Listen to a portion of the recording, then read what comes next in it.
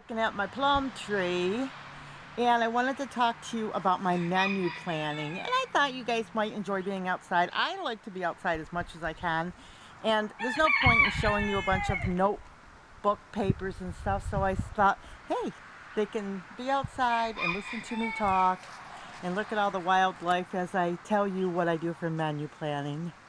Um, Someone had asked me about it, and it's very easy because what I do for menu planning is I make a list once a month of everywhere that we need to shop for the whole month, and or might want to shop. So I'll have on that list Lowe's, Walmart, um, Aldi's, every place at all. And then what I'll do is I kind of will, like I almost start menu planning almost as soon as I end the other one. I plan lunch, dinner, and breakfast, and snacks, and I write every single thing down that I am going to make. And I don't make specific days. It's more like a thing like I can pull off a lunch or dinner. So example, I might have chili 5 times that month. And I'll kind of space it out so we're not eating chili all in a row.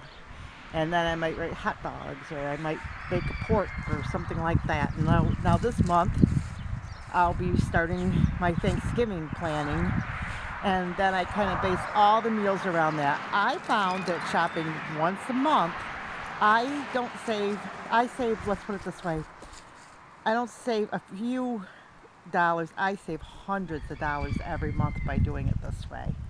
Planning, you will be amazed if you start shopping that way how much you're going to save compared to, like, say 150 a week. I'm spending maybe 150 a month, just to show you how it can go if you choose that path. And so then what I'll do is I'll list down all the places that we want to go shopping, and I will write down, what I want at each place, and we'll shop and get everything at each spot, and then we'll take a break and have a lunch. Now we take a nice break so we're not worn out, because we have in the past worn ourselves right out on shopping day, because there was just too much. So I like to get it all done in one day. I do not like to do it 2 or 3 days and make a week out of it, because then I might as well just gone grocery shopping. But like example, I might go to Aldi's. Like I might have my whole big grocery store list, and I'll go to Aldi's and I'll get like my milk, my vegetables, things that are a little bit cheaper there. Then I'll go right down the street and go to Walmart and get all the things there that I couldn't get at Aldi's for a cheaper price. And some things aren't cheaper at Aldi's either. And so I'll kind of know specifically what my family needs. I don't think you can necessarily take someone else's grocery plan, because it's a very specific thing and how your family eats. I also do things like I like to buy a case of soda. Now you may say, you're on a diet. Why would you do that? Well, when you live in the country, you have to run a lot of places. So sometimes you just want a soda. You say, oh no, I'm not going to drink a soda, but you will find that you will. So example, if we have to stop somewhere, because Clay and I have to travel everywhere, I may eat something and drink something in the car, because I found, and maybe it's just because I'm cheap, that, sometimes you go out to eat and it's almost twice as much for the drink. So I just am not one that has to always have a drink when I eat. So a lot of times if we eat, I'll take 2 sips out of my drink and then drink after the meal, but that's just me. So we have, like, say, the cheap Walmart cola for, say, we spend $3 or something for it, or $2. I mean, if you go, I should say, usually I think the Walmart, I think it's around $4. I'm not sure. Depends. I have to look and see. But like wherever I go, I could go to Dollar General. I'll take that, and then whenever I go somewhere, I'll just throw it in the car.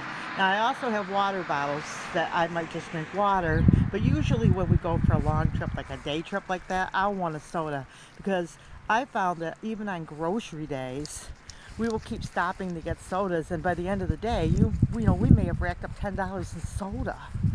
So I like to have cases of soda, something Clay likes and I do. It's not for drinking, for sport and fun. It'll be gone in a week. But that's for like, say I have to go to an auction and I'm there for hours. I can bring a drink with me and a cracker snack or something.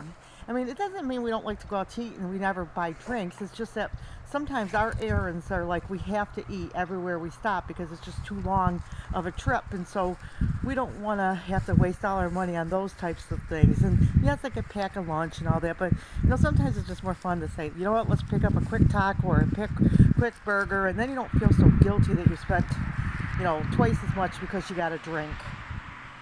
So I got a big pack of soda. So here I have my entire list, all my meals, all my stores. And like I said, I'll write down all the meals that I'm going to have. I'll go through all my pantry and see what I have that's going to be a good meal, not junk. And so it's like, okay, this is all we're going to eat this month. And then I can, add to it. And it ends up being a lot cheaper because usually I'll be bumping up meals to the next month because maybe something happened, like maybe I went out to eat. Now I got a meal I can bump up to the next month. So you're going to find that by doing it this way, when you have special events and things, you have the extra cash because you didn't just, like I have in the past, I'd go out, I'm bored, I'm shopping, so I'll buy extra stuff that maybe I wouldn't have bought. I'll even buy things like on my monthly trips, we'll buy like yarn because I like to crochet, so I buy my yarn then. I'll buy, like say Clay has to buy lumber or seeds. I try to incorporate all my shopping in one day, just like the old time, like Little House on the Prairie going to town, every 3 or 4 months. I don't know how often they went, but these little individual trips is what drips your money away. Then you have money to do things you want to do. Now, I'm not saying you got to be like a real cheapskate and all that stuff. I'm talking about like when you just got to run and you just got to grab food. That's the stuff I'm talking about. Then when you sit down or when you want to go out to eat, you're eating what you want and you're not wasting your money on stuff because you've had to, had to go to town, so I had to go to Burger King because it's been 5 hours since I ate, and that type of thing. And you can kind of skim off the edges and you will be surprised how much you save. So just a quick recap. Make a big list of everything you're going to eat, dinner, lunch, dinner, and snacks.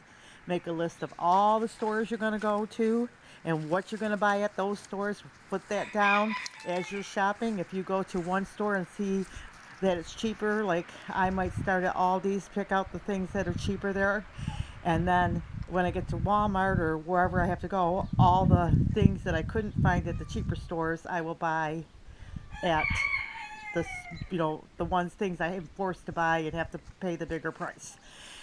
Now, I want to just emphasize, do not plan on eating cheap for your family, or it won't work because your family won't want to eat that way, and you'll find yourself, it's not going to happen. So, the goal is to eat the best you possibly can and healthy.